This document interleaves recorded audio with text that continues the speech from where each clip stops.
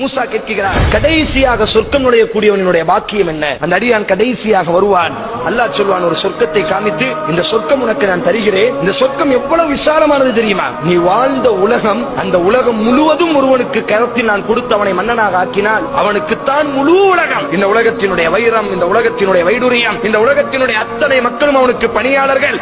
அவன் மூச்சு விட்டால் தான் பேச முடியும். அவன் தான் இந்த உலகத்தினுடைய மன்னன் என்று இருந்தால் நீ ஏற்றுக்கொள்வாயா? அந்த மாதிரி இந்த சொர்க்கத்தை நான் உனக்கு தார, நீ போதுமா? உனக்கு ரதீத்து ரப்பி, போதும் யா அல்லாஹ், எனக்கு போதும் யா அல்லாஹ், இதுக்கு மேல எனக்கு எதுவுமே வேண்டாம், போதும், இது போதும். ஏன் போதுங்கிறாய்?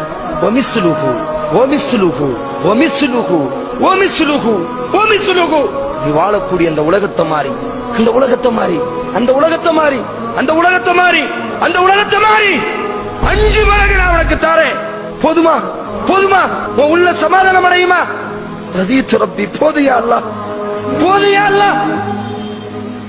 ஏன் போதுங்கிறாய்? பேச பிடிக்கலையா? இந்த உலகத்தை மாதிரி 10 தாரே. போதுமா? போதுமா உனக்கு?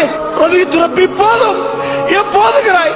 எப்போது கேள், எப்போதுகிறாய், எப்போதுகிறாய் கேள்.